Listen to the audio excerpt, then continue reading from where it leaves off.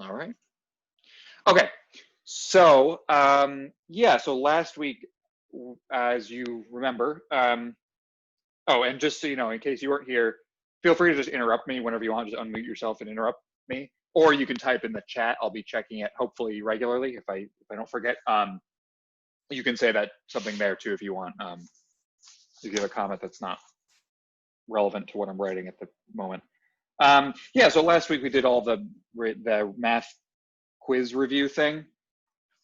And so I sort of made up some problems. This might not take the whole time. So, I mean, there's plenty of time for questions, but we might end early if we kind of get to all the things. But I wrote a bunch of other differential equations and a few other things that we'll need specifically for the class, like as opposed to like general math problems like the quiz was. I tried to write some specific differential equations. So the first one I'm going to write is the actually, yeah, is the damped harmonic oscillator. So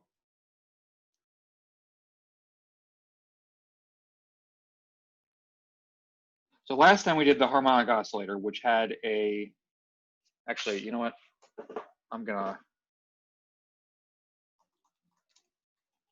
Sorry, I'm just looking. I don't want to get any signs wrong. I'm very bad with signs, so I just want to make sure that I get the signs right. Good. Okay, so a harmonic oscillator we did last week. That's like, so I'll write it in a different notation than I did last time. And I'll explain what I'm doing in a second. So, okay, this is one way to write the harmonic oscillator. Oh, so I'm sorry. That's not correct. Yeah, there we go. Okay, so told you I get the signs wrong. So this is one way to write it. Now this is the double, I'm introducing a bunch of new things here, but I just want to explain them all. X dot is another way to write dx dt. So dots indicate, you might have seen this before, this is like an engineering convention, so you might have seen this before. In physics, it's not as common, so it's sort of relatively new to me, but to you guys, you might have seen it before, but it always means a time derivative, really. So you should never write, I mean, you can, but you really shouldn't write y dot to be dy dt, or dy dx, I mean. You really shouldn't write this because dot really means time derivative. And this is like like Newton's convention or whatever. I prefer this, is called Leibniz convention, where you literally write it as a fraction like this. So in this case, we would write m d2x dt squared plus kx equals 0. And really, x here is all functions of time, right? So I should write x is equal to x of t, right? Sorry, my writing's a little messy. But okay, so this is a harmonic oscillator. Now, the reason I wrote these constants m and k is because in all the applications we're going to use, that's what they're going to be. M is the mass of an object. So this is what this really is a block of mass m and a spring with what's called a spring constant of k. And this is just saying that the force is equal to minus kx. And we talked about this before. The fact that there's a minus sign indicates that the force is in the opposite direction of whatever you push the block, right? That's what a spring is, right? The spring pulls you back toward, away from where you're stretching it, right? You can stretch or compress it and it goes backwards from the direction you pushed it. Now, don't worry too much about all these equations and we know that F equals ma. Don't worry, I'm going through this very quickly. We'll obviously spend a long time going through this in the actual physics course, or the principles of engineering class. So this is just supposed to be the math review. So I'm just writing this, I'm just telling you what they are, but we don't worry too much if you don't quite know why springs work this way, etc. We'll deal with that, in the actual class. But we know that well, this is another thing that you'll just have to trust me for now. A is the acceleration, which can also be written as dt, the second derivative of x over time. So it's the first derivative is the velocity of the derivative of x is just the velocity. And the second derivative is the acceleration, which is written by this. And because F equals ma, which is one of Newton's laws, and F equals minus kx is the equation for springs, Hooke's law, we can write a differential equation, which looks like this. I'm gonna write it like this now, which is the same as what I wrote above. And this is we know it's a differential equation. We actually solved this last time.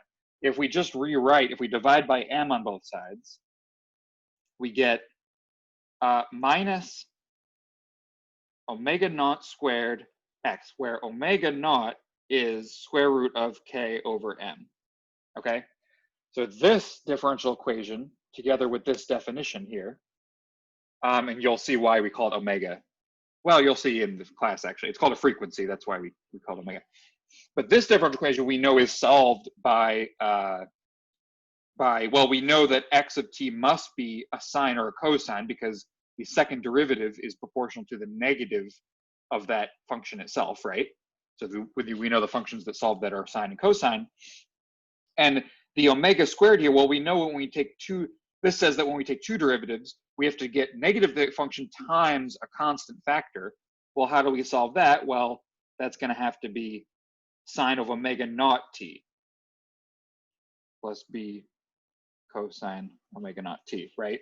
Now, if we take two derivatives of this first term, we get minus a omega naught squared sine omega naught t. And if we take two derivatives of this one, we get minus b omega naught squared cosine omega naught t, right? Hopefully I said that right.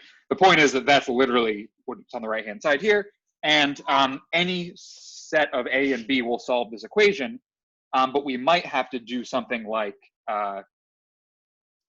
impose some boundary conditions. So let's say, now this is for a spring, okay? But let's say we have a string now. So this is going to be a string where the ends are at 0 and L, and they're fixed. But we know that there's some oscillation along the way. Like there's some, it does this or whatever, right? It has some oscillation. We can actually write it using the same differential equation. Again, we'll figure this out in the actual physics section of the class. But you can write it with the same differential equation, and then we have the solution equal to this. But that's not, obviously, it's not just any a and b. Like any a and b won't necessarily solve this equation. What we have are boundary conditions, which is sort of the other aspect of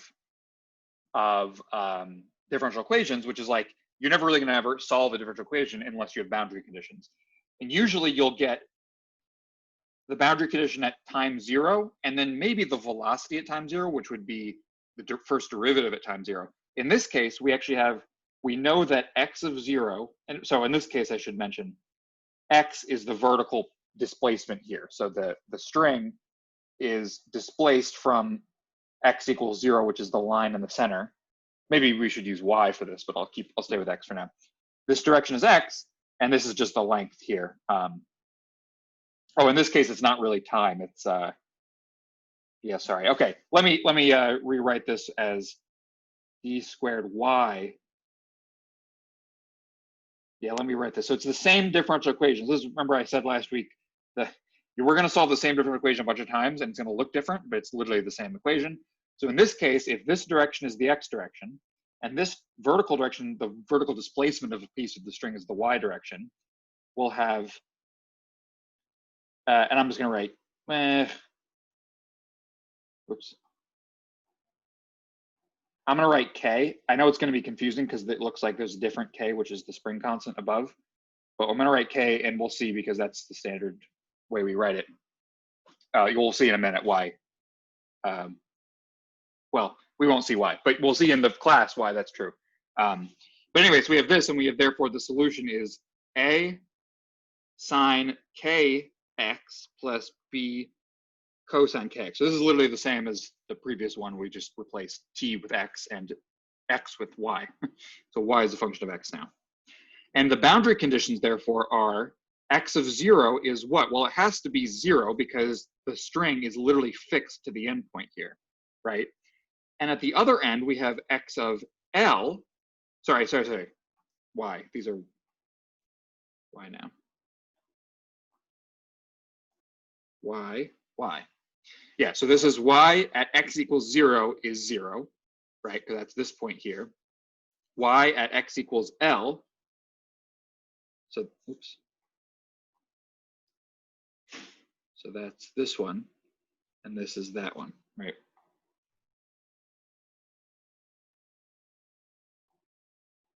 So, and this is also 0, right? Because the other end is fixed too. Now, let's actually plug it in. So we did this a little bit last week, but we only did like one example. This is a very common example, by the way, a string that's fixed at both ends, because now we don't know anything about the velocity. The velocity at the ends could be, well, we'll see, but we'll see when we analyze it with physics. But okay, so y of 0 is going to be, well, what's a, so can we plug in x equals 0? Well, sine of k times 0 is sine of 0, which is 0. So this term is not even going to contribute to anything. The other term is going to be b times cosine of k times 0. Well, that's just cosine of 0, which is 1, right? So this is it. Y of 0 is b. But we know that y of 0 is 0. So this is literally telling us that b is 0, right? So that's kind of weird. But that just means that we can't have any cosines. And actually, when we think about it, if we look at the actual equation, we know that the string's probably going to look like this, or might look like this, or might look like something like that, but it's never going to look like a cosine, because cosine starts up here and goes down, but we know that it literally can't ever start up there because the string is fixed here. So that kind of makes sense that it's telling us that b equals 0, because we couldn't have a cosine sort of function in this string. And now let's do the other boundary condition. So y of L is a sine KL, right, is equal to 0. Well, now this is not, L could be anything and K could be anything. So this does not seem like it's going to be easy to figure out. But what we can do is just say, well, okay, A, let's just divide both sides by A. So A goes away. Now, the only reason that would be a problem is if A was equal to 0, because then we can't divide by 0. But if A was 0, then the whole thing would be 0, and we'd have a trivial solution, and it wouldn't really be an oscillating string anyway. So we can just ignore that situation. You do have to be careful in general. You can't divide both sides of an equation by something in the case that it's 0. But most of the time, the case where it's 0 is sort of not an interesting solution anyway. So, sorry, it's a pedantic math point, but I have to mention it. So now we have sine of KL equals 0. Well, this we can actually solve. So when is sine equal to 0? If we actually look at the plot of sine of, let's just say sine of x, we know it looks like this, and it goes the other way, but we know at 0, it's 0. What's this point here? Well, that's, what is it, pi, right? Because the max is at pi over 2. And then this point here is at 2 pi. And this point here is at 3 pi. And if we go the other way, we know that this is at minus pi, because it's just the mirror reflection kind of thing. So it actually looks like sine is 0 when x, which is the argument, is equal to an integer n times pi, right? So if we plug that in here, that tells us that KL equals n pi. Let me use red's more exciting, because that's very exciting. So yeah, so that's actually cool. So if you've seen this before, you're like, yeah, sure. But this is actually kind of a profound, maybe not profound, it's kind of a weird thing that you're actually able to solve an equation like this without like knowing it. Like sine of something is, like, I don't know, I found that very weird. Like we know sine of 0 is 0. Well, sine of anything else, like we have no idea if it's just an unknown variable. We can actually solve it.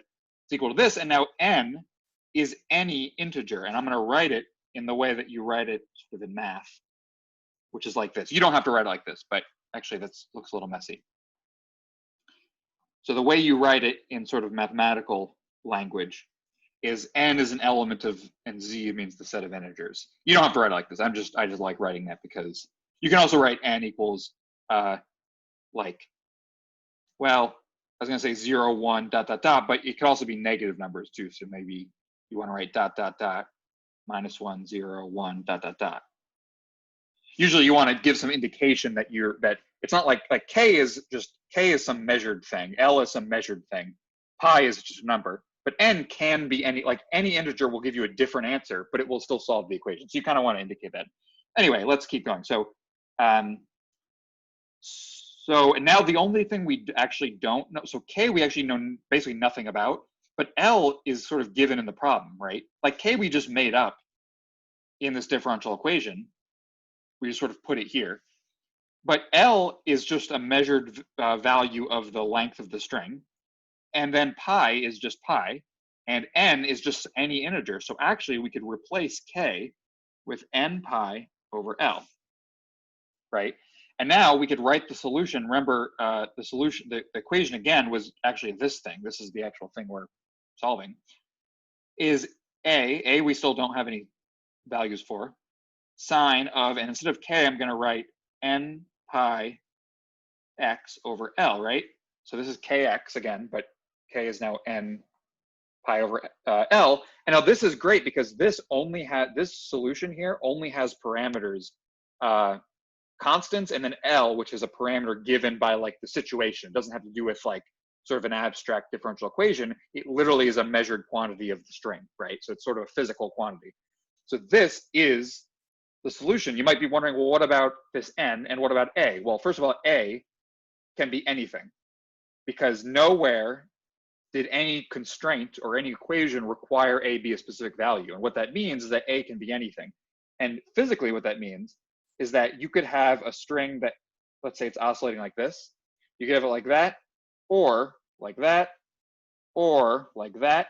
These are all different amplitudes. So A is the amplitude of the string oscillation. Because remember, it's like a number that tells you the y value, right? The sort of height. So if we double the string amplitude, it actually still solves the differential equation. It still solves the boundary condition. So it's a totally valid solution. So A actually doesn't even matter, right? Any value of A would solve it. And the other thing we have to worry about is that there's an n here. And what the n tells you is that there's actually different, and the word is harmonics. So there's many different harmonics of this, that this wave could take. And so the n equals 1 solution, whoops, I'm pushing this button, n equals 1. The n equals 1 solution looks like this. The n equals 2 solution looks like this. And you can probably guess what the n equals 3 solution looks like. Right? And dot, dot, dot. And now, notice that all three of these solve the boundary conditions. They're both 0 at the endpoints, and they clearly are some kind of wave, right? They will solve the differential equation because they're just given by different values of the solution we already know. And we can go, this goes all the way up, right, to any number you want, and they all solve it. And these are called the different harmonics of the solution. So this differential equation, this one has many solutions, infinitely many solutions labeled by some integer n, and including n equals 0. So if n equals 0, it's A times sine of 0, and so the whole thing is 0, and so that's just a flat, that's just a string that's not doing anything. That totally solves the equation too. It still satisfies all the conditions. So it's just sort of, as I said, it's boring. But yeah, and then n equals -1 technically is a different one, although sine of a negative thing is the same as negative sine of the thing.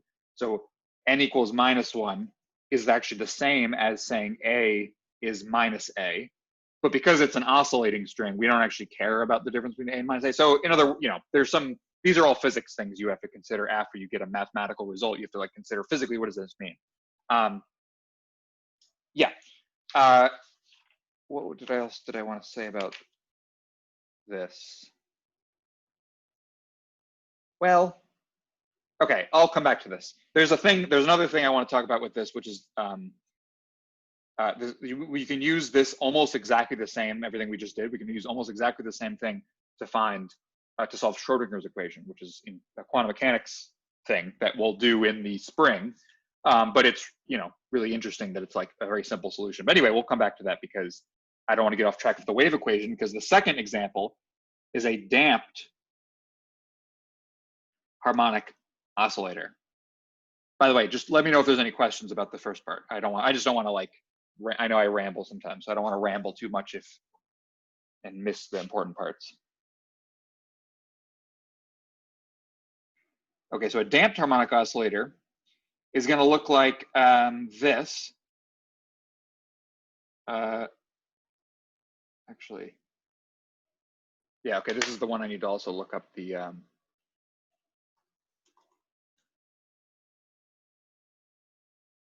the signs.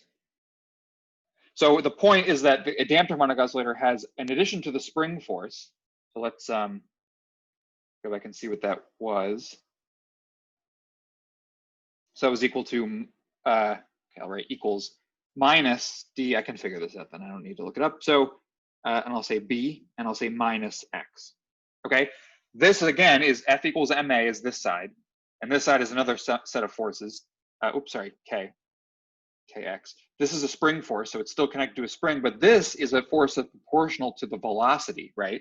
So this is like a drag force, right? So a damped harmonic oscillator is same thing. It's like a block on a spring, but imagine this whole thing is on like a surface with friction, or it's all underwater or something, where motion that has some velocity is has some force against it, right? It's in the same direction, it's a minus direction. If we divide everything by m again, we'll get a differential equation that looks very similar. And I'm going to replace minus b over m with something called gamma. It's just the standard notation. And we know omega naught squared is k over m, right?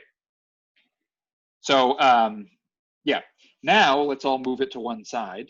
Usually differential equations are easier when, sorry, I forgot a 2 here, are easier when everything is on one side and the other side is 0. Okay. Now what are we going to do? Well, last time we just last time you might be a little like, okay, great, I know sine and cosine solve that other one, but now I have a slightly different one. I have just one extra term, and now what you told me, Keegan, does not apply at all. And you'd be right. That's sort of not helpful. The way I said it before is doesn't let you solve any other ones, but actually it kind of does, because we know that that things that, remember we had that last week, we had the differential equation. If I change the sign in this differential equation, we got the one with the exponentials.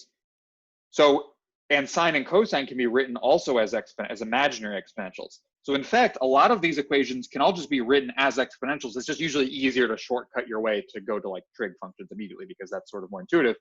But actually all of these can be solved by saying x of t, and this is your test solution.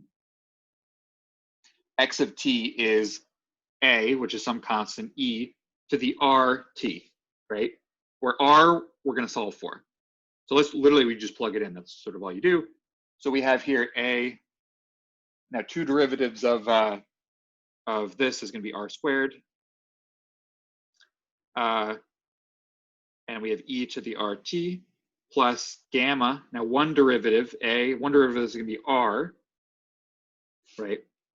Plus omega naught squared a e to the rt equals 0. Great, and now what do? Well, this is really complicated now, but e to the rt is in every single term. So if we divide by that, and we divide on the other side, we just get 0 clearly, right? So say it's 0. And that's totally fine to do, because e to the anything can never be, sorry, e to the any, well, you just, e to the any real number can never be 0, of course, right? But each of the imaginary things can be 0 sometimes, but we just pretend that those don't exist for now. So don't worry about those. These, we can always cancel these, and a, same thing, we can also cancel. Because again, the case where it's 0, where a is 0 we're not really interested in that. And now we have a polynomial.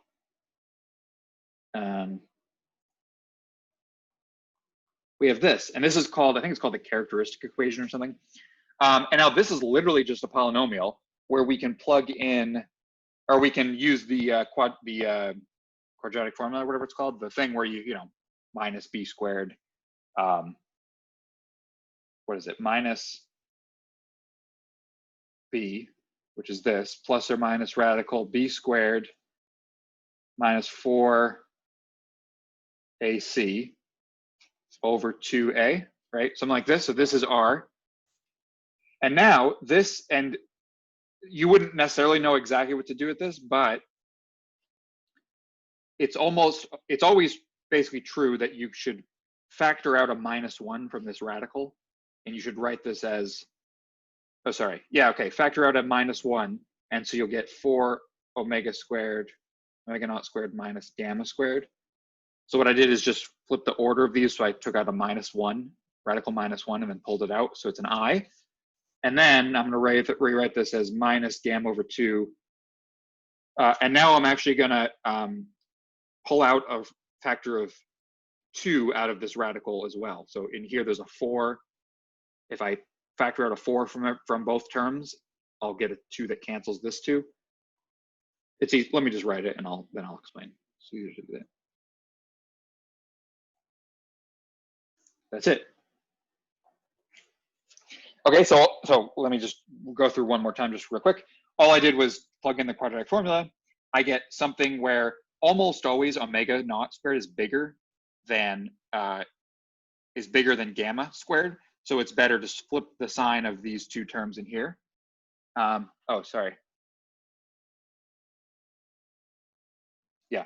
And then I just factored out a 2 from the square root thing, and I got this thing. And so what do we have now? Well, remember the whole point was that we had a e to the r t. And now what we're going to have is a is actually not going to matter for anything. In this case, we'll see a case in 1 second that will matter. And I'm actually going to write them now. Of course, you could write them all in the exponent, but I'm going to separate them. Oops. Plus or minus I.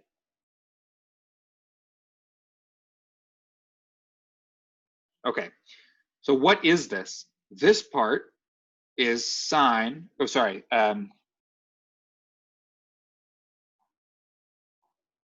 This part is cosine of that thing, right? I'm not gonna, it's the omega naught squared, square root of omega naught squared, plus I sine of that thing, right?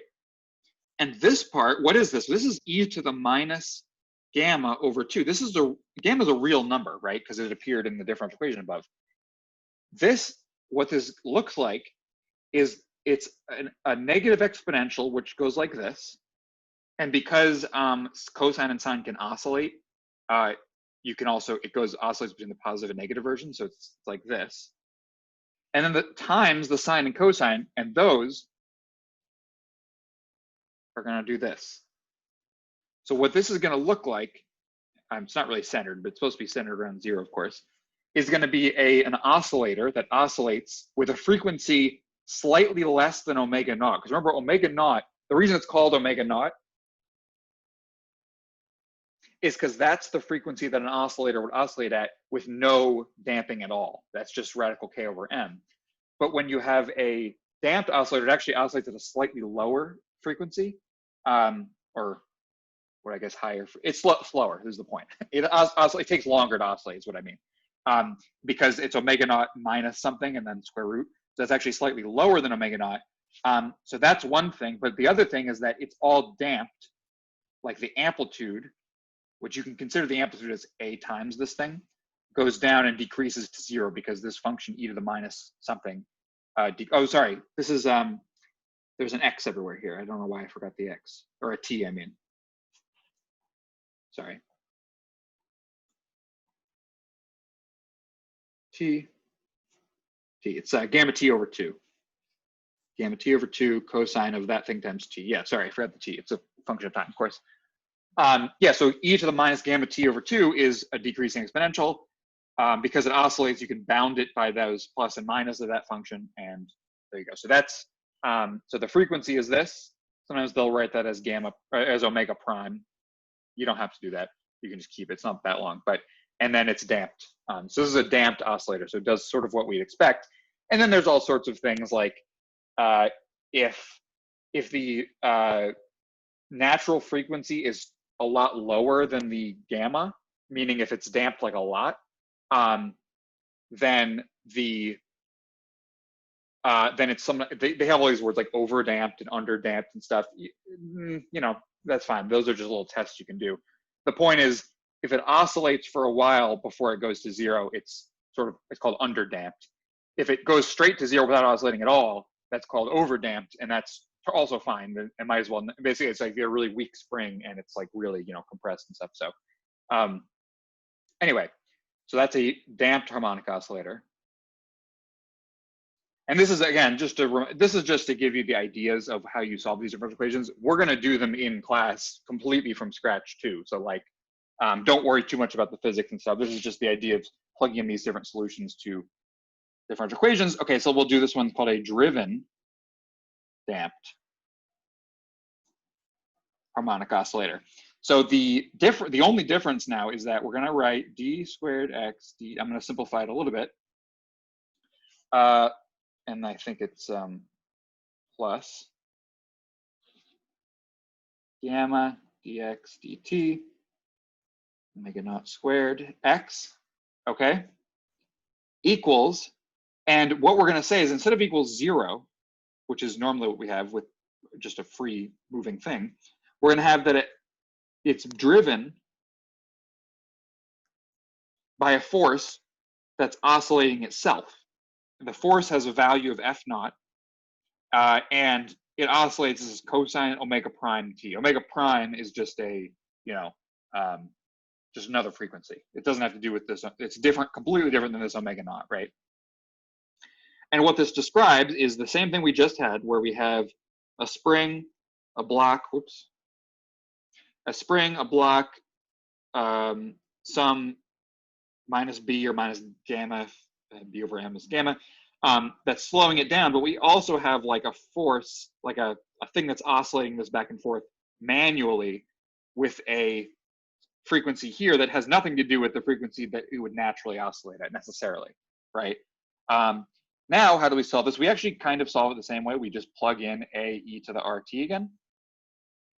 Oh, sorry, no, that's not what we do. We plug in a e to the, sorry, let me erase this. If we plug in, just as a test solution, a e to the omega t, now this is not omega naught and this is not omega prime. This is just some frequency. We're just saying it's going to oscillate at some frequency. If we, and there's different ways to solve this, by the way, but this is just one thing. So what we're going to do is, this is an imaginary exponential, and we're going to take this right-hand side, and instead of writing it as f naught cosine, we're going to write it as f naught times I omega prime t. Now remember that the real part of this is literally the thing we had, cosine omega t. So at the end, if we do this whole equation and we solve, there's like a mathematical theorem about this. If we do this whole differential equation in the complex plane, and at the end we take the real part, that will solve the original differential equation, which has only had real things in it. So this is all real things, but if we take it to the complex plane and solve it, we can take the real part at the end. And so that's what we're going to do. And what you get is, let's just plug in and we get a, so we get actually minus a omega squared e to the I omega t. I'm just going to kind of do it quickly because gamma times I, because otherwise it gets all long, plus a t, okay. Hopefully I didn't miss anything, equals f naught e to the I omega prime t. Remember this right-hand side, f naught e to the I omega prime t, has nothing to do with the omega, doesn't have to do with the solution at all. There's no x's on the right-hand side, so there's nothing to plug in. So this is the same. Now what do we get? Well, we can't actually do the same. The thing we've been doing is just now crossing out a's. That's what we've been doing for the last two examples. We've been crossing out the a's. We can't actually do that here because there's no a's on this side. So what we also can't cross out the e to the I omega t because there's not any I omega t on this side. What we can do is let's solve for a. This is the first time we've been able to actually solve for a. Usually it's just, it doesn't matter what it is. It just comes along, it, cancels out everywhere. So it can be anything. In this case, if we solve for a, let's actually factor out an a on this side. So we get a times minus omega squared e to the I omega t plus e to the I omega t. Actually, well, okay, fine.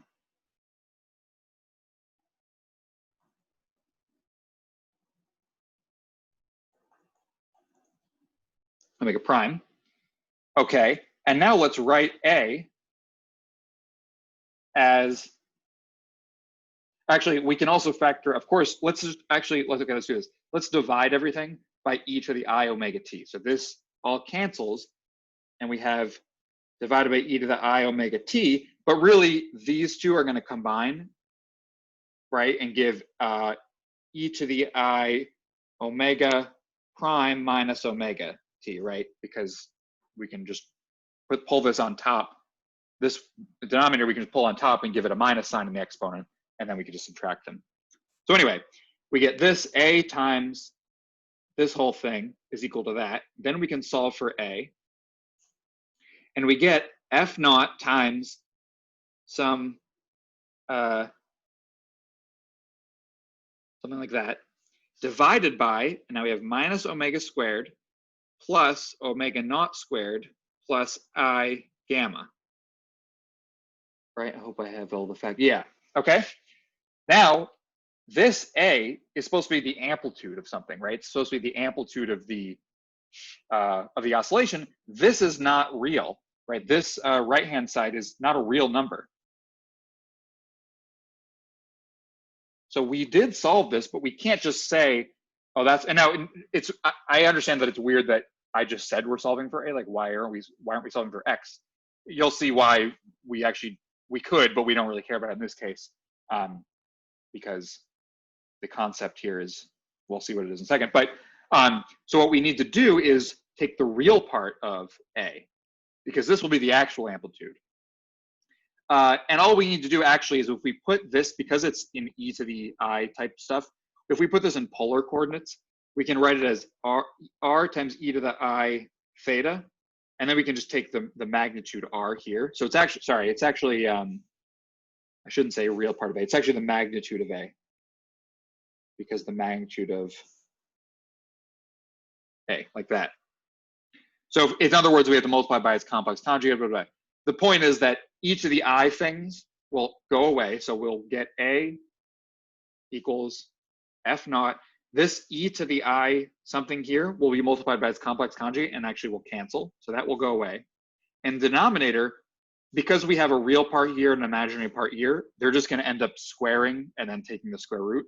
I know this is, I'm saying this fast and this is not enough information to like, oh, I'm sorry, this should be a, oh, that's correct. Never mind. But just trust me for now, and then during the actual year when we do this, we'll do it really sort of fully because we'll know what kind of questions we're after.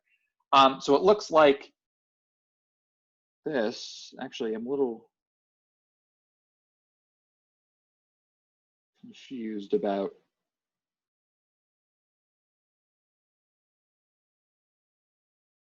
Okay. Right.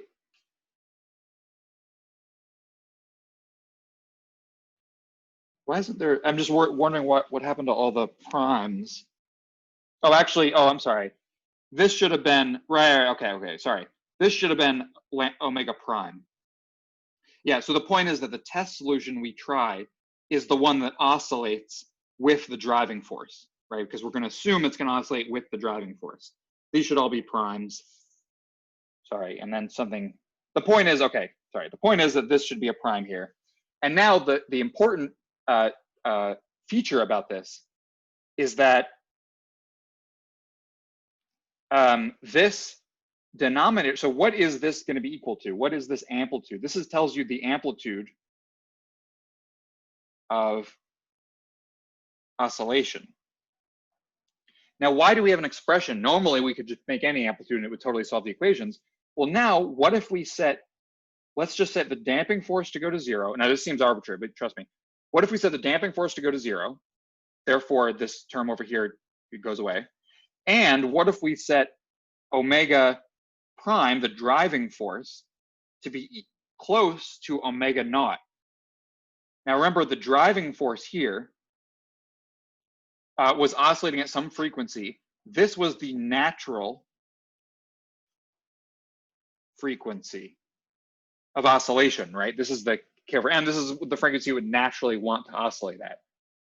If we drive it at the frequency that it naturally wants to oscillate at, what do we have? We have F naught over if this term goes to 0, and this term, if omega prime approaches omega naught, this will also go to 0, and we'll have A goes to infinity, right?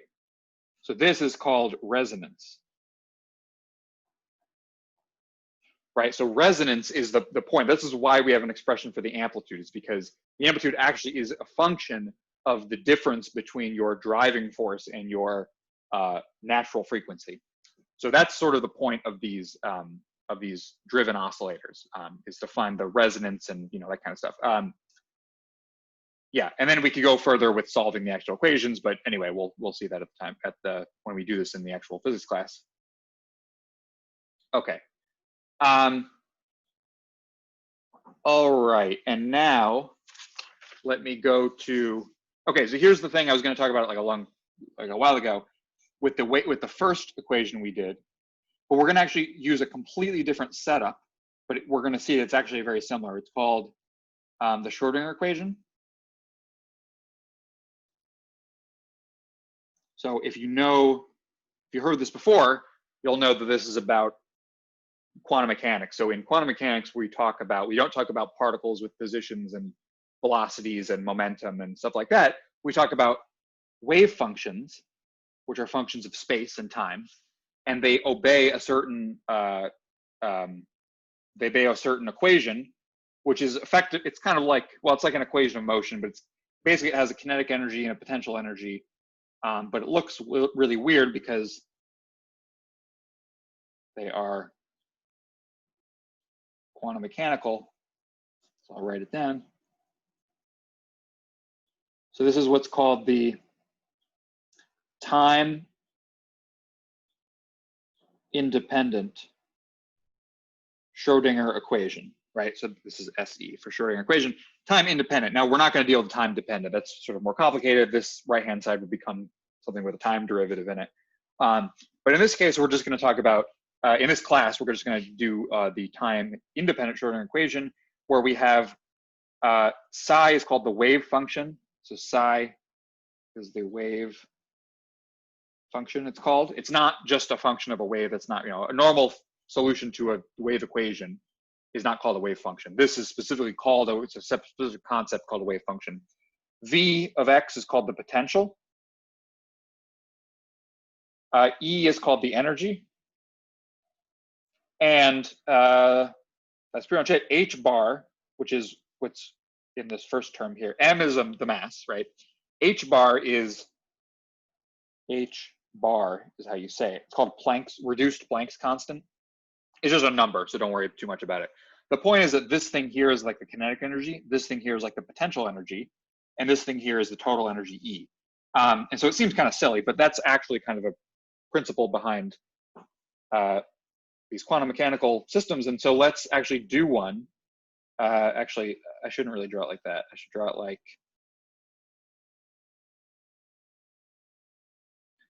well, okay, fine. So I'll say that this, I'll draw it, that's fine. This is a really good example. This is the first example you'll ever see. It's called the infinite square well. It is a quantum mechanical system where the potential is 0 between the points 0 and L. This looks familiar, right? Actually, they usually use A here. I'm going to use A just because that's what they usually use. And the potential is infinity outside. Okay. Now, of course, in real life, why would you call a potential infinity? You can't really have infinite potential, right? That sort of, it's sort of like a literally imagine an actual well, right? The potential energy you would need to get outside of the well if it was infinitely deep would be infinity, but you're not going to have an infinitely deep well. This is just saying that the potential is so much bigger than the energy that the particle has that it's never going to get out, so you can pretend it's infinity. That's sort of the point. And now all we literally have to do, again, it's quantum mechanics. It seems like intimidating and complicated. And so all we're doing is going to solve this differential equation up here, the Schrodinger equation, given these boundary conditions. So let's say it has some energy E, which is greater than 0, right?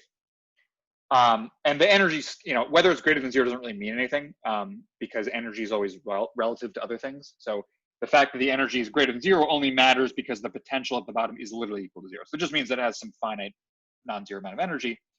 So what we do is literally solve the Schrodinger equation in these three regions, 1, 2, 3. And then we're going to set them equal at the boundaries because the wave function has to be continuous. So wave function psi is continuous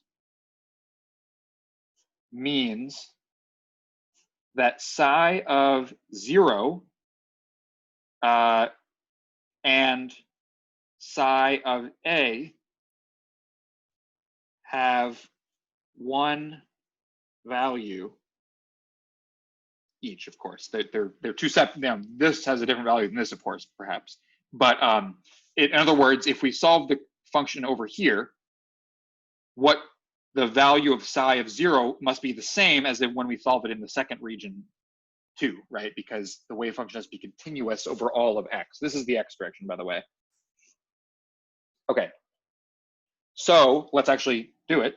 So we'll have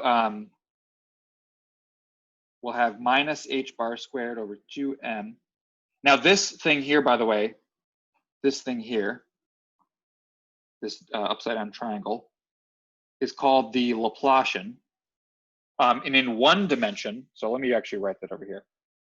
This squared, sorry, this is squared is the Laplacian. This del by itself is the derivative, is the gradient actually. So this is ddx, ddy, ddz as a vector. This is the gradient vector. Del squared is also called the Laplacian, which is sometimes written as a regular triangle, called a nabla or whatever. Or no, sorry, this is called a nabla. This is called a delta. And this is ddx squared plus ddy squared plus ddz squared. Now, del, so when I write this, I literally mean this. Oh, sorry, not squared. Right? Just so you know, I'm using an abbreviation because of space and because that's sort of much easier to write. When I write del, this is a del sub x, I literally mean the derivative with respect to x. And the del squared is just the sum. It's like the dot product of this nabla and the gradient in itself, right? So it's just this thing. Now, this depends on how many dimensions you're in. And because there's only one dimension here, x is my only space dimension in this problem, this is actually just ddx squared, of course, right? Because it's squared. So this nabla, this sorry, why is it not scrolling? Anyway, the thing, the triangle, this thing squared, if we're in one dimension, is the same as ddx squared in 1D. In 2D, it would be just these two, x and y, and in 3D, it would be this whole thing, right? So the point is, anyway, we have this plus, I realize I'm gonna run out of room.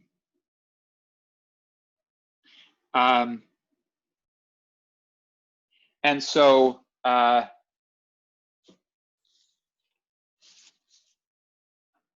we have the potential here. And okay, so let's just talk about region 1. So in region 1, the potential is infinite, and we can't really put anything here, like infinity doesn't really make any sense here.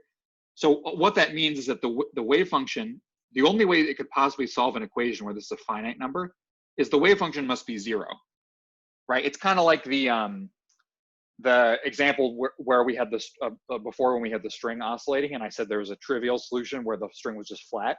In this case, we're saying it takes an infinite amount of energy to excite the string at all, right? To have any solution takes an infinite amount of energy, so because the potential is infinite. So therefore, the only solution really is psi equals 0. So psi of 1 and psi of 3, because 3, which is this side, is going to be also in the infinite potential, are all going to be 0. Well, that's actually kind of, for all x, for all x up to 0 and down to a, right? So that's actually kind of interesting. Now let's solve 2. So we have square squared over 2m d squared dx squared of psi of 2 now. We're talking about the middle. And now the potential in the middle is 0, so there's not even a term here. So this is just e psi of 2, okay? Now, how do we solve this? Let's just rearrange some stuff. We'll get, this actually looks a lot like the differential equations we usually have. So we'll have minus, I'll do d squared dx squared psi of x, I'm going to leave off the 2 for now, but you know it's 2, minus 2me over h bar squared, psi 2. Now this is literally just looks just like our sine and cosine solutions, where this thing is like omega naught squared, right? And so the solutions are going to have the form a cosine of sorry, I was looking at something. A cosine of square root of 2. Actually, I'm going to call k. I'm going to call it 2m square root of 2me over h bar. So therefore, this is k squared. So this is, remember, before I said I wanted to call this k, so that I can just write cosine of kx plus b sine of kx. And now we can use our boundary conditions again. It's actually identical to the other boundary conditions, where we know that the cosine term is going to go to 0. You can actually plug it in. Please do plug it in if you don't believe me. Plug in the boundary terms, which are that psi of 0 has to be 0, and psi of a has to be 0. So psi of 0 has to be 0. It gives that this is 0 because it can't. The cosine starts at something other than 0. So psi of a is b sine ka, which has to be 0 because again that's right here, has to be 0. And therefore the b we can cancel as usual, and then we have ka equals n pi because that's when sine is 0, and so we get k is n pi over a, right? So this is it. And now therefore what does the wave function look like? B sine n pi over a times x for any n in the integers, right?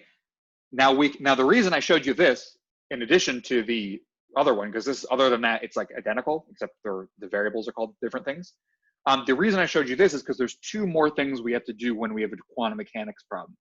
So when we have a quantum mechanics problem, why is this not scrolling? We have to normalize the wave function, and we have to find corresponding energies, okay? Hold on a second. Oh, there we go. The scrolling was stuck for a second. So there's these 2 things we have to do, and I thought it might as well, there's sort of math things, so we might as well do them.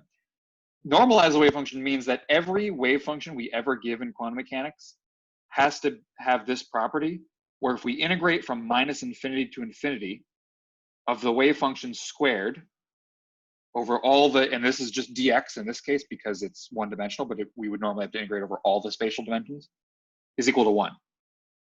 Okay, this is just called, because the wave function squared has the interpretation of a probability, and so the probability of finding, observing the particle, whatever you want to call it, at any position in space over all of space has to be 1, of course, by definition. And so if we do that, we'll get integral from negative infinity to infinity of dx times, and then we have b squared. And by the way, when I say psi squared with these bars, if psi is generally could be a complex number, so if it has imaginary parts, we have to, this is really multiplying by its complex conjugate, right? In this case, this psi is real, so we don't have to worry about that. Okay, so now we have sine of n pi over a x squared, integral from negative infinity to infinity. The b squared equals 1. The b squared comes out because it's just literally a constant that we don't even know what it is. Actually, that's what we're solving for here, right? So actually, what I'm gonna write is 1 over b squared, right? So I'm just dividing both sides by b squared is equal to this integral. And what is this integral? Well, I mean, I don't know, you got to look it up. It's sort of complicated to do. I'm sure there's some clever trick you could do. I don't really know what it is.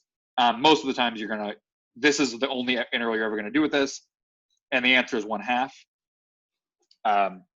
Again, it's like, I'm sure that you can find those trig identities somewhere.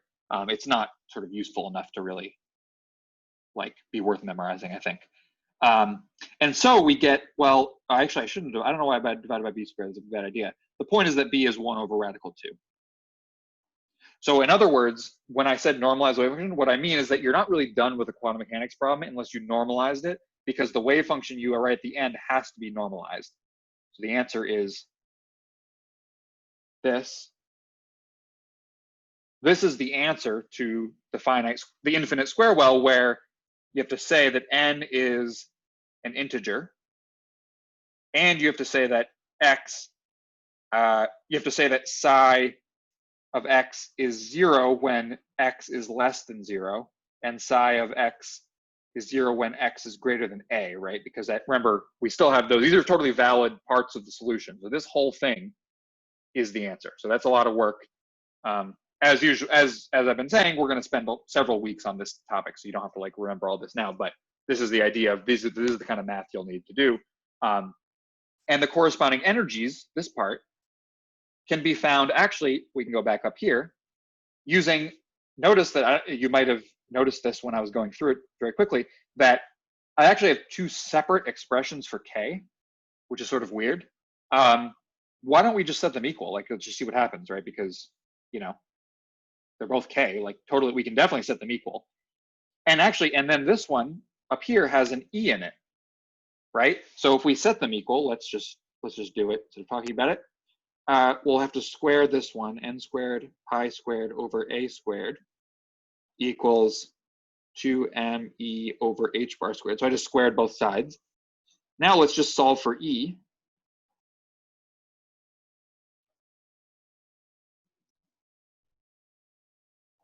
Right? That's it. And now it's actually not E by itself. It's not just some energy. It's energy as a function of n, because there's an n right here. And what that means is that each of these wave functions is actually a wave function for a given n. And those n's correspond to the energy, right? And so that's sort of the full, in classical mechanics, which is the opposite of quantum mechanics. In classical mechanics, we generally talk about like trajectories and positions and stuff like that. In quantum mechanics, you need the wave function to describe them, but you also want to have the energies, because these tell you, it's called the eigenstates. Well, again, we'll talk a lot about those, but these tell you sort of where your states are, where they will fill up in relation to each other. And so what that means is that if we go back to the Schrodinger equation, back here, this equation is only solved for certain size and certain energies En. So really they should have subscripts, right? So En psi n. So you'd have to agree, if you plug in psi of 3 and E of 2, that won't be solved. This differential equation will not be solved. So that's each of these solutions has a different energy, and that sort of tells you about the states. Anyway, so this is the answer. These energies are the energies of an infinite square well, and these are the wave functions. And so that's the sort of whole answer you need for a quantum mechanics problem. Okay, I'll stop talking for a minute, and I'll see if anyone has any questions about anything we've done so far. And then the last thing I was going to do is some vector calculus stuff. I'm just going to go overview some of the main things for like the E and M things we're going to do. Maybe like a cross product and Stokes theorem and the divergence theorem, Gauss's law. So just some things about integrals and derivatives in 3 dimensions, because everything we've done basically is 1 dimension. So I'll stop for like, how about I'll stop for like 2 minutes so that everyone can like get a drink or whatever they want to do. And I'll come back at 6:36. How about that? Or 6:37. How about that? All right.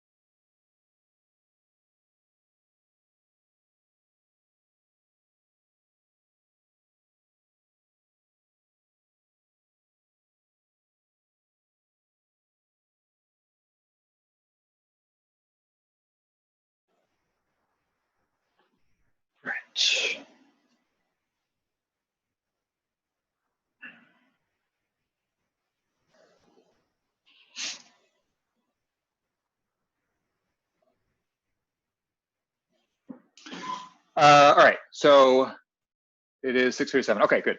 So yeah, last thing. Yeah, Hey, good. how are you? Hi. Could you explain a bit more on the rules or the guidelines of psi of x like equal to 0 that x is greater than a? Like, what's the difference between the first one? Oh, yeah, sure. So the wave function, the answer to this problem here, the Okay. answer is if I tell you psi at all x. But remember that when we solved it and we got like sine or whatever, that Okay. was actually only in region 2. Oh, So we okay. just need to say sine in all 3 regions. Yeah, sorry, I should have actually wrote, really should have written psi of 1, 2, and 3. Yeah, exactly. Okay, Yeah, okay. Now I get yeah, it. Okay. sorry, I kind of dropped those halfway. But yeah, you No, really no, should no write worries. because they're completely separate. Yeah, yeah, Perfect. Thank you. yeah. Right, but they're all part of the same wave function. It's just that you have to, of course, solve them in different conditions. Okay. And they have to be equal, yeah. Okay. Thanks. Okay, so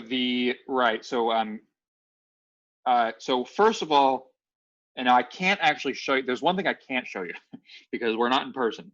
And I could, well, that's all right, it's too much work to change the screen sharing settings, but I would show you the right hand rule. I don't know why I'm abbreviating it. Fine. The right hand rule. As you just look it up on Wikipedia, there's literally a picture of someone's right hand.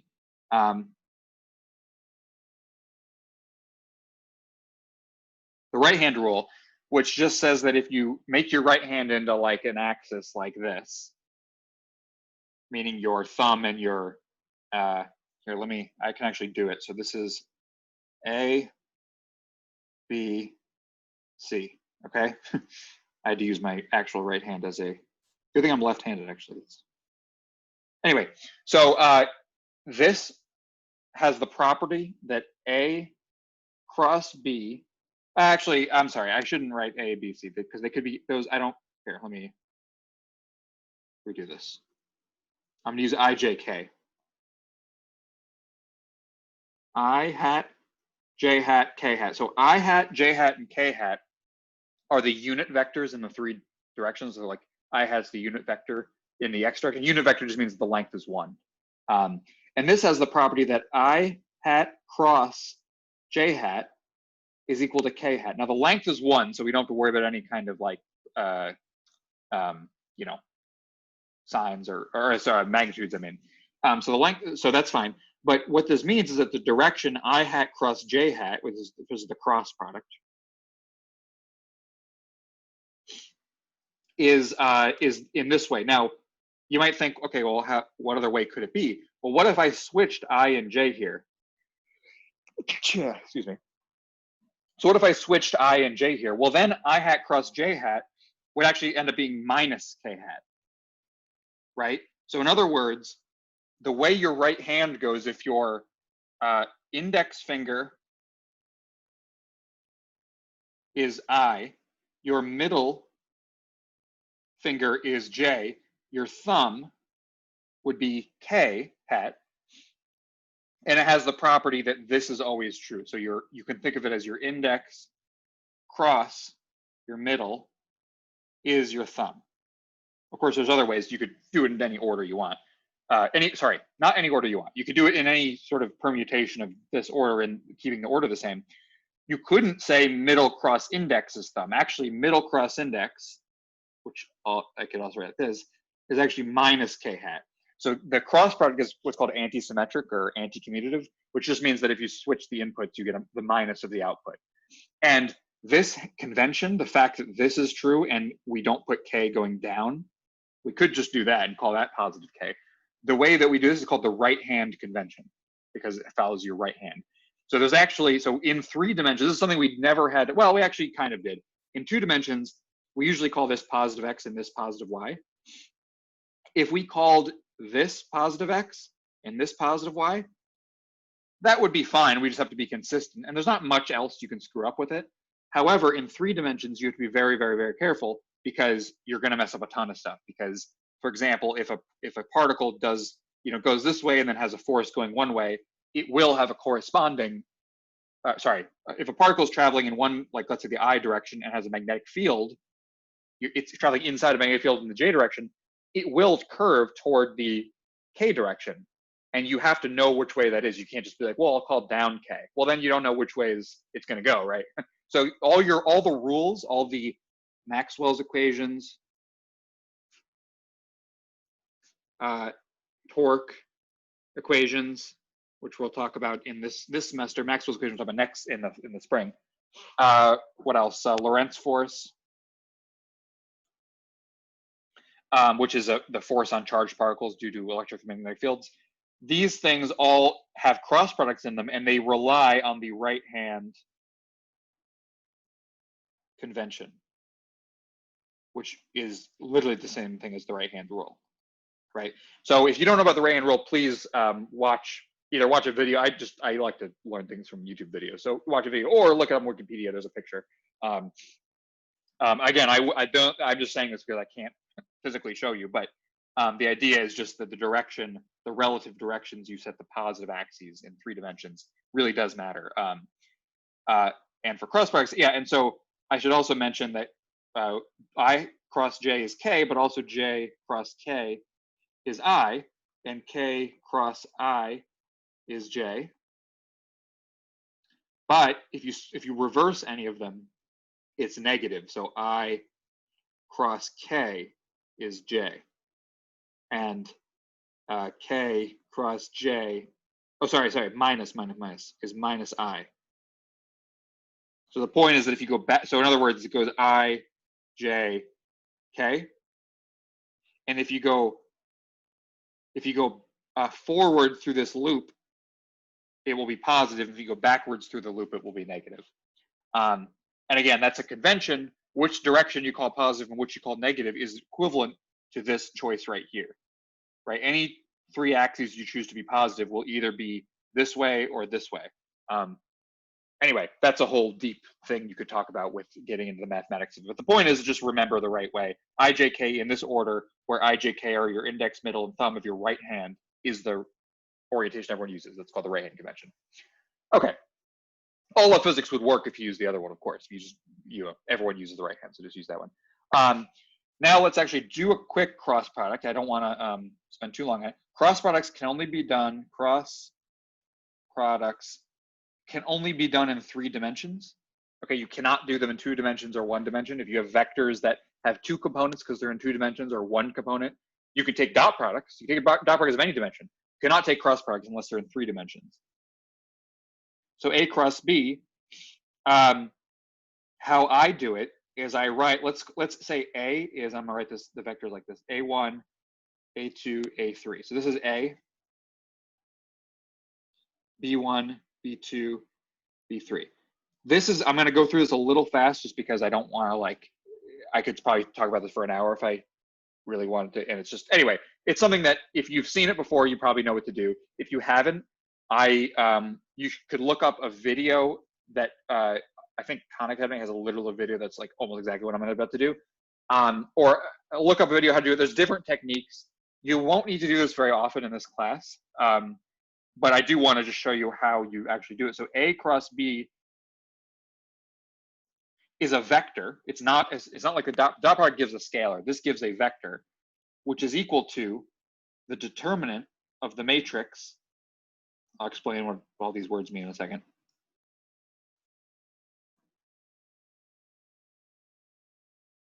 So you put a matrix, a 3x3 matrix, where the top line is the unit vectors I hat, J hat, K hat.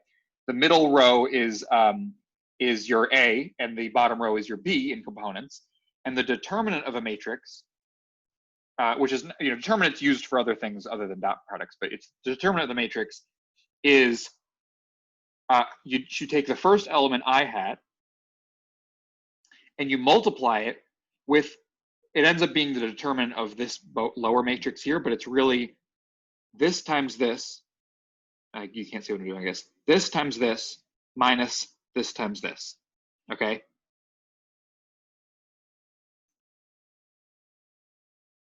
okay? That if you've never seen this before, that seems really ridiculous and arbitrary. Why are we doing this? Just trust me. If you stare at it long enough, you'll sort of get the hang of it. Then we take the next element in the top row, j hat, but we add a minus sign. Every other one, you add a minus sign. So this is going to be plus, this is going to be minus, this is going to be plus. If we had more dimensions, which then we would add minuses. Again, we can't take cross products in 4 dimensions, but we can take, we can do determinants in 4 dimensions. So if we're doing a general determinant of a matrix, it's the same procedure. Now we take, j hat, we multiply by the determinant of the matrix. Basically, it's the matrix that, the 2 by 2 matrix where we don't include the column that J is in or the row that J is in. That means it's these 2 and these 2 as a matrix. So it's this, so it's A1 times B3 minus A3 times B1, right? We did this times this minus this times this. Now plus K hat. And now it's this matrix here because it's the matrix that does not include the column or row that K hat is in. And now it's A1 times B2 minus A2 times B1. Now what do we have? Well, look, I didn't even say anything about vectors. Like we knew it had to be a vector, but we didn't set it up as a vector, but yet it came out to be a vector because we have I hat, J hat, and K hat. These are just the components of the vector. So this is just A2 B3 minus A3 B2, comma, and now this is minus, so I'll write it as A3 B1 minus A1 B3, and then A1 B2 minus A2 B1. So this is a vector with components equal to this, okay? This is the cross product of A and B. And remember the thing I said before about the cross product of J and I is minus K or whatever, right? That still totally applies. It's just, it's really hard to see with this. But imagine that A was literally 0, 0, 1. Oh, sorry, that's K. Imagine that A was 0, 1, 0. This is J hat. And B was 1, 0, 0, which is I hat. What would this be? Well, this says that A, let's actually look at this equation here and just see what it would be. So this is A1 is 0. Okay. So A1 is 0, so that means that this term goes away. How do I want to do this? I'll do it in red. A1 is 0, so that term goes away. A2 is 1, so this becomes a 1. A3 is 0, so this term goes away, and this term, oh, I forgot, and this term goes away. B1 is 1, so this is also a 1. B2 is 0, so B2 is it's already 0, and here is already 0. B3 is 0, so this is 0. Oh, sorry, A2, this is also 1, but this whole thing is 0 now. And yeah, I probably forgot to say something to be 1 before. But anyway, the point is what we get is 0, 0, minus 1. This is minus K hat, right? So we've just shown that J hat cross I hat is minus K hat, okay? So the important part you need to really sort of be kind of familiar with is this part here. The part where you actually do it in components is less important because we're going to use it. I think we might use it a few times, but not really with all these formulas and stuff. But it's nice to be able to do this determinant of this matrix. Just trying to think. I don't think we need to do the determinant of a matrix for anything else. Anyway, again, all this stuff, if we need to use these in the future, I'll totally go over them again, so don't worry too much about it. Okay, so that's cross products. Now I'll talk about what was I going to talk about? Oh, yeah, integral, yeah, so calculus. So integrals and derivatives in 3 dimensions. So there's something called, okay, there's a thing, and I'll write all its names here. Stokes, that's not how you spell it. Well, anyway, it's like, his name is Stokes, I think. Stokes theorem, divergence theorem, THM's theorem, Green's theorem, and Gauss's law. All of these things are basically, I mean, they're not really the same thing. There's technically Green's theorem is in 2 dimensions, and divergence theorems in 3 dimensions, and Stokes theorems in arbitrary dimensions, and Gauss's law is for quantities that are whatever. There's all these subtle differences. They're basically all the same thing. They're basically all the same. And the idea is, I think, remember how last week I said I didn't really understand like calculus until I took physics? I think Gauss's law is the best example of any of these things. And let's say we'll have, so what I'll just say one quick thing we have to know about physics before we start is that if we have an electric charge Q, it radiates an electric field E, okay? Now, Gauss's law says that, I'll write it out. It's gonna look really scary, but don't worry.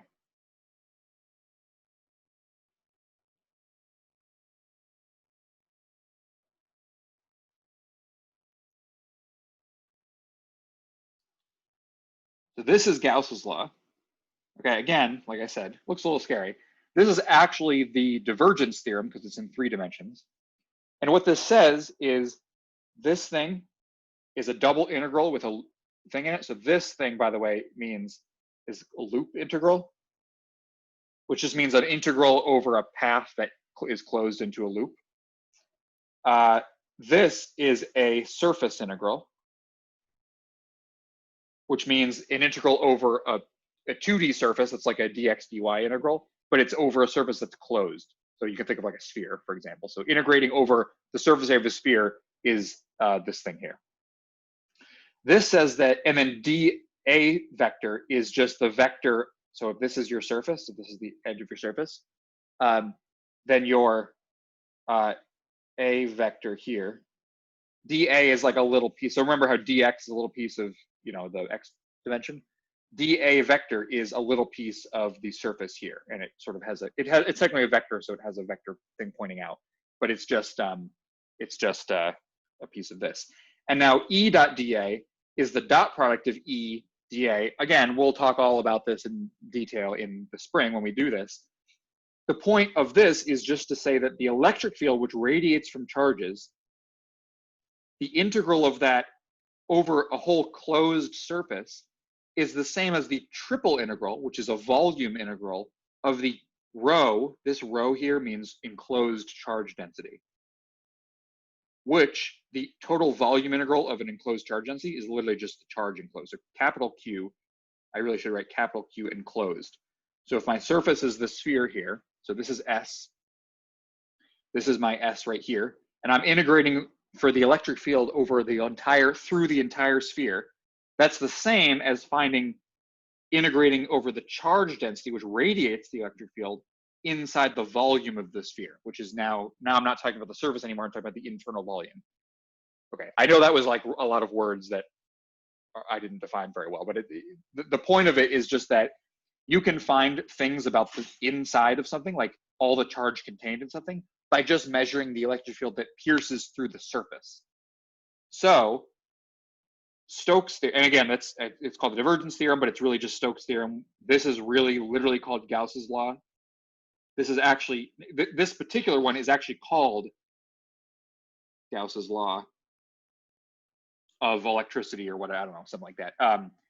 This is called Gauss's law. It's one of Maxwell's equations. There's only 4 of them. So this is Gauss's law. There's other, all the Maxwell's equations, which govern E and M, electricity, magnetism, use the divergence theorem or Green's theorem in some dimensions. I'm not going to go through all of them, of course, because we'll get to them. But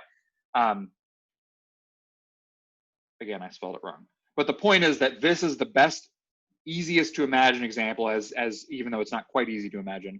You can also imagine if you replace E, the electric field, if you replace that with the gravitational field, and you replaced rho with mass density, and then you replaced capital Q with mass, what that would say is that if you put like basically a sphere around the Earth, let's say, and you measured the gravitational field, you added up the total gravitational field that's piercing through the sphere, you could calculate how much mass is inside the sphere, because all the gravitational field that's piercing through the sphere came from a point inside the sphere, which was the Earth, right? Right. Again, these are just, I'm hoping you're just imagining the right thing, not necessarily able to like, you know, and again, these look scarier than they are. We're never going to like really do one of these double integrals with this. They're always going to simplify. But the point is that you can write Stokes' theorem as, this is the way it's written on like mathy places, which is sort of, it's sort of bad in some ways because it's not clear what you're talking about. This says, this is the essence of Stokes' theorem, right? Which again, we're never going to use this equation, but this is supposed to get you to think about the right thing. Omega is a surface, capital Omega is a surface. This is the boundary of omega. This little omega, I know, I'm sorry, I don't know why they're called, all called omega. This little omega is some, let's say, function, and d omega is like the derivative. Okay, now this is not precisely correct. If you want the precise correct answers, you know, that's, it's really not good. But anyway, it's on Wikipedia if you want to see it. And the point is that the electric field kind of captures some kind of change in the electric, yes, it captures some change in the electric charge over some distance. And actually, a simple example of Stokes' theorem that you actually know already is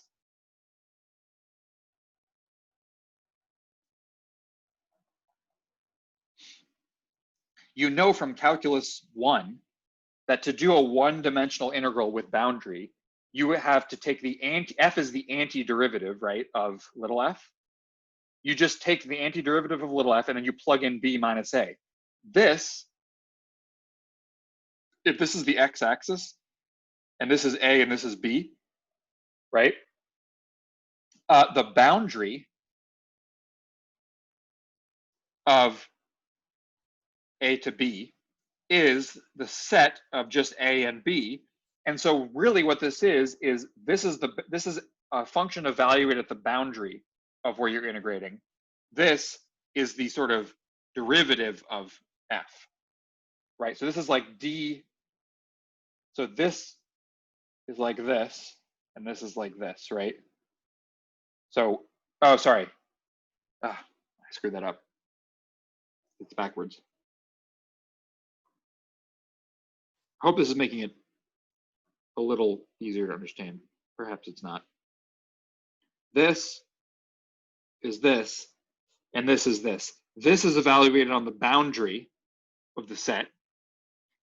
This d omega is the derivative of that big F, right? Because this is, big F is the antiderivative, and it's evaluated on the actual set. And all the Stokes theorem and divergence theorem, all that complicated, messy looking stuff is doing is taking this and making it into more dimensions. In more dimensions, the boundary of a set is not just the endpoints, right? It's actually something more, like, you know, the boundary of a ball is a sphere, right? The surface of a sphere. So that's sort of more complicated, but it's the same exact idea. So this is literally Stokes theorem in one dimension. Did I write that? In 1D. Well, this isn't 1D, but this one is 1D. Okay. So that's the essence, and then there's, you know, more things you can get. So I'll write one other Maxwell's equation. We won't go into a full explanation, but this is actually Green's theorem if you really want to know the technical name or whatever. But again, it's the same. It's all the same thing. You totally don't have to know what any of these mean. So this thing here says that if you integrate, and this, remember, this thing means a closed loop integral. So this means if you take on a plane or on any, you know, region, if you loop around something and you take the dot product of the electric field at all points here, and you take that integral, that's equivalent to taking, and this is the surface integral of this thing. So C is this thing, S is inside. In other words, C is the boundary of S, if you really want to think of it like with this del here meaning boundary, or whatever that's called. And then the dot product becomes a cross product. That's a whole complicated thing. Anyway, the point is that this thing is equal to this. That's one of Maxwell's equations. That's a physics thing you can't possibly figure out from math, but this is a physics thing. But the reason that you can go from this line integral around a surface to an integral of a flat surface inside of it that it bounds is Green's theorem or Gauss's theorem. or Stokes theorem, I mean. And so, and notice that this is not closed, right? Because this is just like a disk or whatever. It's not a closed surface. This one is closed because the boundary of any surface has to go back to itself, right? So in other words, a ball, which is a three-dimensional object like the whole of the Earth, that's not a closed surface because it has a boundary, right? Its boundary is the surface. The surface of the Earth is a sphere which doesn't have any thickness. It's just a two-dimensional round shape that does not have a boundary, right? Because it's sort of all, it closes in on itself. So anyway, now we're getting too philosophical now. I'm sorry, but the point is that these come up all the time in understanding Maxwell's equations, and it all comes back to just the fact that integrals can be done over the boundaries of their surfaces. Integrals over closed things can be done over the boundary, and usually that's easier. That's kind of the point. And the simplest example, again, is just that if electric field all comes from electric charges, then if you surround an electric charge with some closed surface, you can find how much charge is contained inside that three-dimensional thing by measuring how much passes through the two-dimensional thing, which is here. And that's the first of the Maxwell equations, Gauss's law. Okay. That is all I had. So yeah, are there any questions?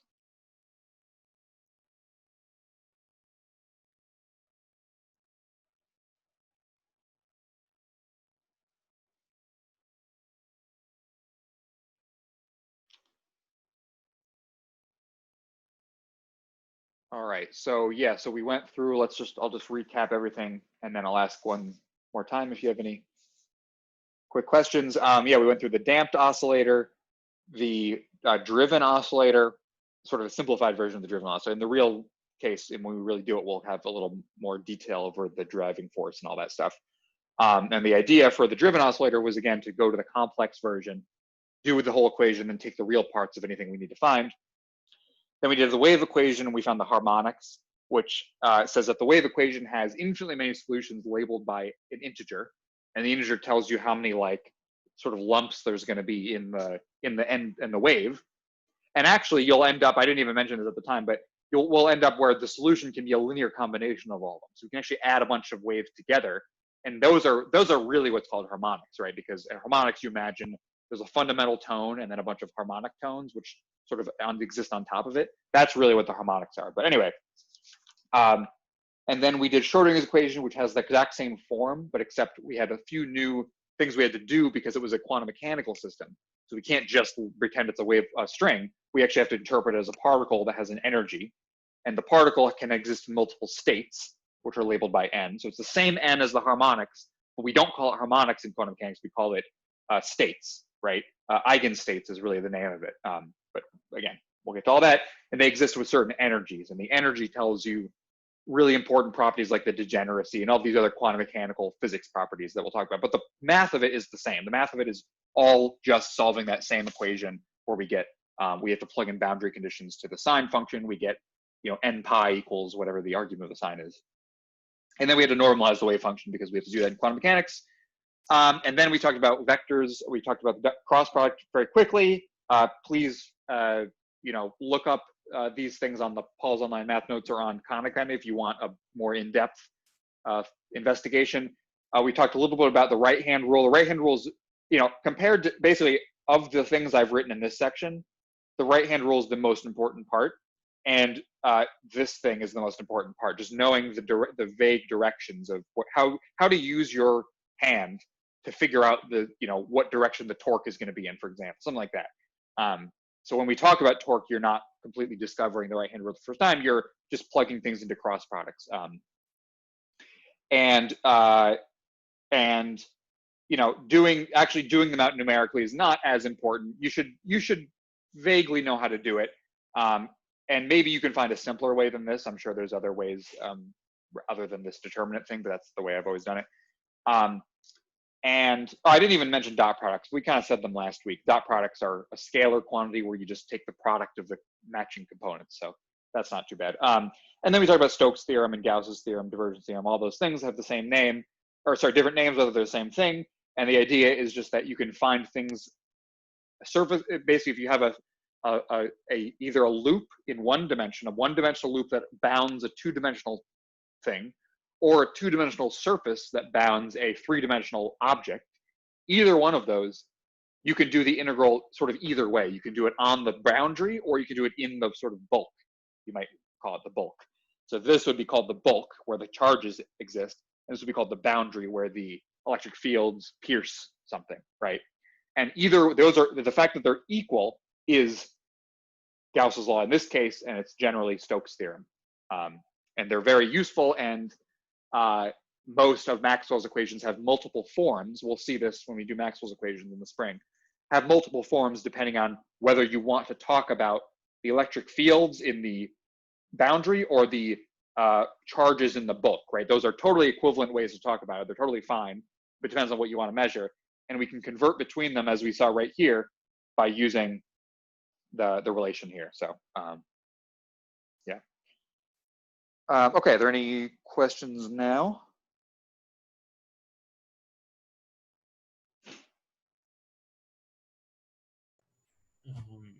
Hi, which of the oscillations we're gonna use the most? The most is gonna be the not even any of these ones. I mean, we'll do a section on damped oscillator. So we'll do a section like this, where you have to plug in this test function and you'll get R as complex. I should write that, R is complex. You can actually always use this equation, even with undamped things. It's just, it'll give you no real part. Because remember, the only reason we had this real part is because it went like sort of decayed. But if you have R is just an imaginary number, you'll actually just get, you can use e to the I theta equals cosine plus I sine theta, right? So you can actually always go from the e to the I something to the cosine sine. But anyway, the point is that the most often one we're going to use to answer your question is the one where this doesn't even exist. It's the one where that's like, just because in a lot of physics, things are really, you can approximate most things in the world as undamped harmonic oscillators. Yeah. Okay. Perfect. Thank you. Yeah. Mm-hmm. Yeah. So the differential equation used the most is going to be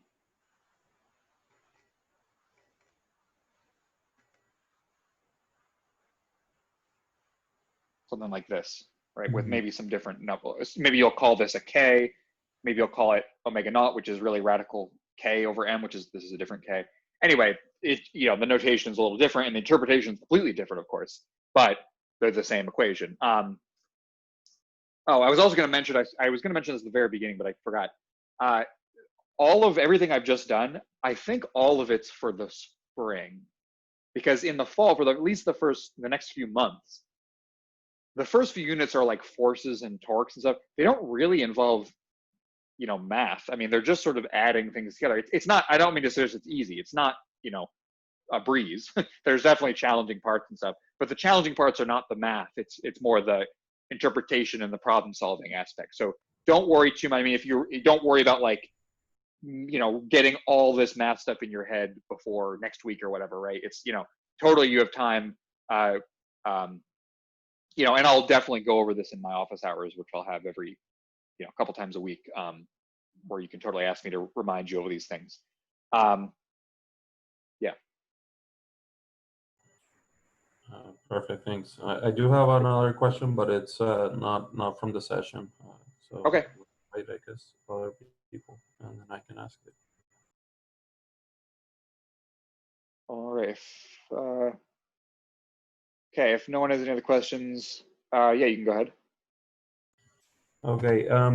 For MATLAB, do you think that we can, for the project or what we're gonna do for this program, can we leave it online? Like MATLAB has their online version, or do we have to like download it into the computer? I think you can do everything online. I'm just trying to. Do you know if there's any like restrictions on the online version? Well, I'll continue like evaluating, but I mean, I was able to, check it out a bit, do all some functions, but I'm gonna see if I can save everything Yeah. uh, as if it were the downloaded version, but if so, yeah, like so I don't have to, Yes. I'm like 99% sure that that's fine because I think people did that last year. But okay, uh, I'll look into it and you can for now just assume that it's fine. Yeah, okay, you can totally use it okay, online, and you don't thanks. even have to because when you submit them. So I'll grade the project. So when you submit them, if Hmm. you have like a link, like maybe you can't download it or something, but if you just have a link to it where I can view it, that's Like fine. view That's fine as everything well. up. Okay, perfect, perfect. Yeah, because when you submit them, you'll just have to send me something, and you don't need to Right. send me a file if you'd rather just send the link if it's easier. It'll be easier for Okay. me. So, yeah. So as long as all that is capable, I mean, I'll double check, but I'm almost positive it's totally that's fine to do. Perfect, perfect. Thank you. Thanks Yep. again. All right. Well, I hope everyone has a good last few weeks of summer, or what, I don't even know when the class starts. Like the week after next, I think. And so yeah, I guess we'll see what happens with the professor. Zahopoulos will email you soon with the information. I don't know what else he's gonna say about like introducing himself. I don't, maybe he's already done that. I haven't seen it, but and just see how the class is gonna work. I assume he's gonna probably want to do it online, but I don't know for sure. I mean, technically the class is supposed to be in person. Um, but anyway, and yeah, so totally check out if you want to do the MATLAB review or any of the office hours from last year. They're all, except for the first few, because I didn't do it until like October. Except for the first few, they're all on that playlist that I sent. It's on my YouTube channel, Keegan Stoner. If you just Google Keegan Stoner YouTube channel, they're all there from last year. So if you want to just look ahead and just see what's gonna happen, that's what I'm kind of gonna do. It's gonna be like roughly twice a week for 2 hours each, and I can do weekends sometimes. They're a little hard to see, of course, in the last years because they're on the board. But in this year, I'll do it on a tablet, and so obviously it'll be a little easier. Yes, you can email me if you have any other questions about anything. And if that's it, then I'll upload this video and I'll upload this PDF, and I'll see you in a couple weeks. Thanks, Perfect. Keegan.